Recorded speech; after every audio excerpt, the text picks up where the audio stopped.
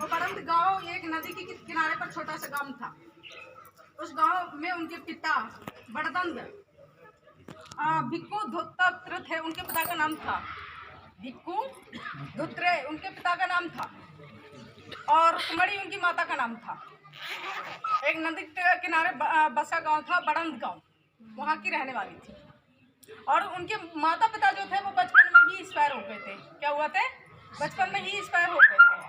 और वहाँ से उनके एक मामा और चाचा के साथ, उनके मामा उन्हें अपने घर में, जब कोई माँ एक्सपायर हो जाती तो या तो चाचा के पास रहती, चाचा तक पास में, या तो माँ के पास में, मामा के पास में। तो वो बॉम्बे में उनके जो मामा मामी रहते थे उनके पास में उनका चाचा उन लोगों को लेकर के आ गए। वो 3 भाई बहन थे, माता रमाबाई 3 भाई बहन थे। तो यहाँ पर आ गए। उनकी 9 साल की उम्र में बाबा साहब, जो बाबा भीमराव अम्बेडकर जी हैं, इनके साथ उनकी शादी हो गई थी। क्या हो गई थी?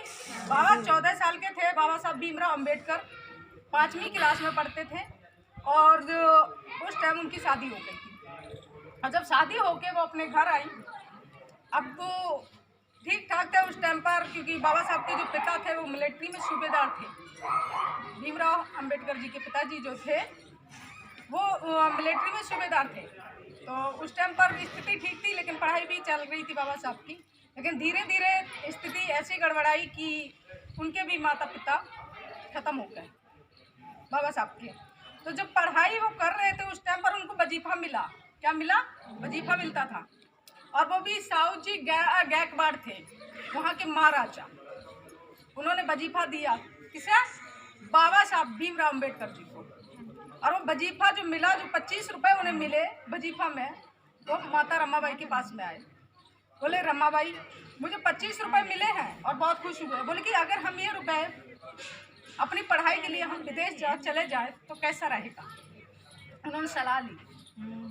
अक्सर कुछ लोग जो समझदार भी होते हैं और जो अपनी संगिनी को अपने बराबर का अधिकार देते हैं, वो अक्सर सलाह लेते हैं। एक पुरुष में पहचान होती है। तो उन्होंने कहा, रमाबाई ने, कि बाबा साहब आप हमसे पूछ रहे हैं कि हमें विदेश पढ़ने जाना है। बोले कि हाँ रमाबाई, आपको तो घर संभालना है, आपके पास तो पैसे हैं नहीं। उस टाइम बहुत स्थिति खराब थी, गरीबी हालत थी। तो बोले कि आप चाहिए